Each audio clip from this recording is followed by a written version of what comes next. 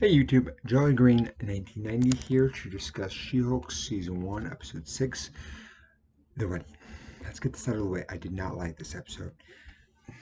Someone who was completely different, who was younger, more geeky, nerdy, different from who I am now, this was hard for me to watch because Jen gets a call from essentially one of her whole high school friends, or invitation to be her bride's, the one essentially in charge of everything, but more, it's more of like she gets invited, she comes, she shows up as She-Hulk, she's dazzling, they're all jealous, she's mad. This is a girl who seems very me attention, and so she's stealing the attention, and so she's like, and I think it's also because she's not the weak little person she used to be. That's what it seems like to me, and so she's like, you have to be Jen, no She-Hulky.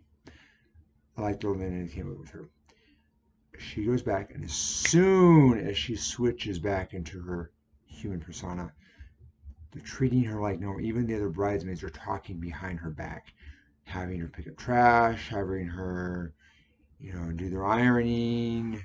It's like, well, you're a bridesmaid. You're my main one, but it's more like I called you here to be my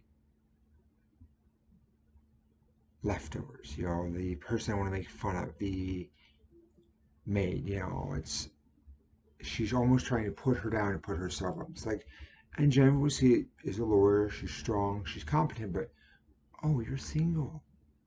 Oh, you don't know Titania. I love that I do. And so that was hard for me. I like. I understand why they did it. I didn't particularly like it. I think it made sense for the character because she is struggling with the whole She-Hulk Jen identity.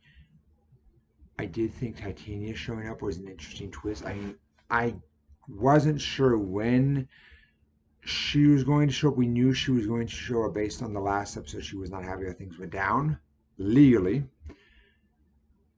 So then I like that she was there. They kind of had this little, she's like, hey, it was like telling the bride to be, she's here to ruin my ruin your wedding simply to get back at me. It's like, Jen, not everything's about you. And so we know that was the case, but all of a sudden it looks like Jen is being all egotistical, and we knew she wasn't. But to me, it made sense to kind of have that twist. And then we shift to the lawyer who had taken over for her, along with her friend, her legal aid. One second.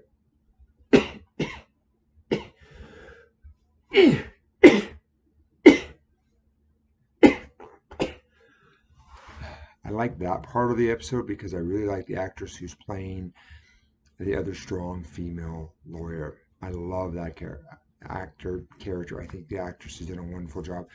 I liked the duo, if you will, between Jen's paralegal friend and the other lawyer. I liked part of the person they were representing in the Immortal.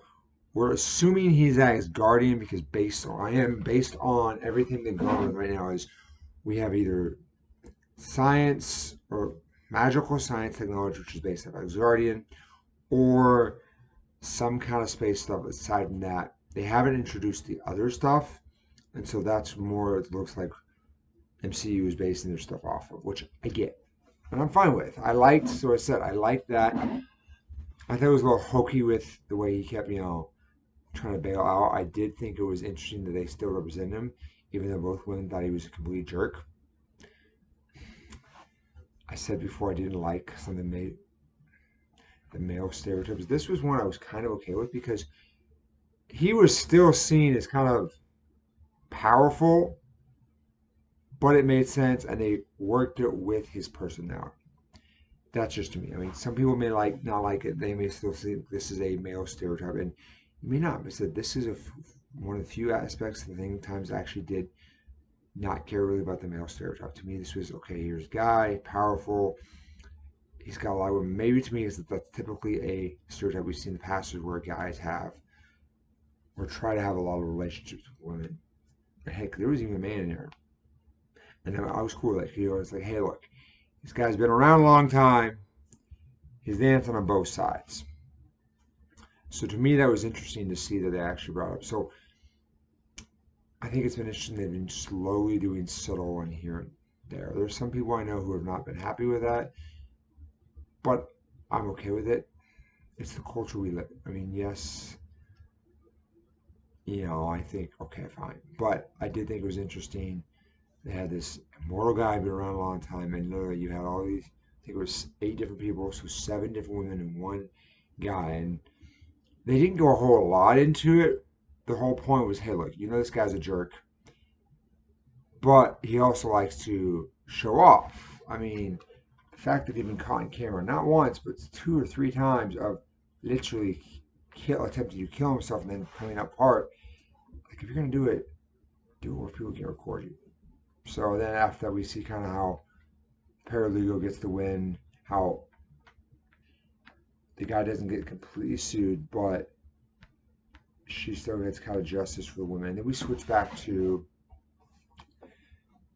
Jen, who's at the wedding essentially, and she's sad, she's depressed, it looks like, and then Titania's like, hey, this is what I wanted. And she's like, beat up. You're gonna beat her up. Try to get her to turn to She-Hulk because Jen had promised her friend she wouldn't turn to She-Hulk and steal the limelight.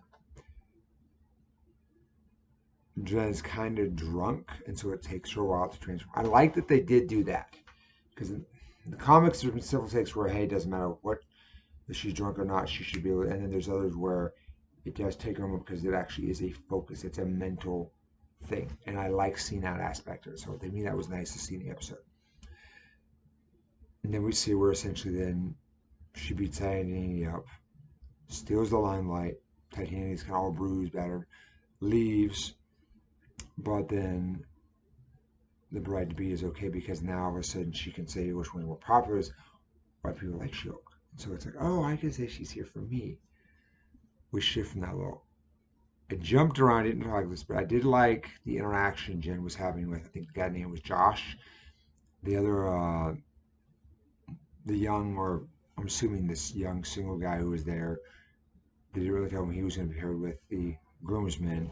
And so they kind of got to talk and hang out. I like that aspect. I thought that was a nice part of the episode. So we switched from the Titania. We switched to Paralegal essentially found a website where there's actually people trying to hunt down and kill or hate Jen. I do find it odd.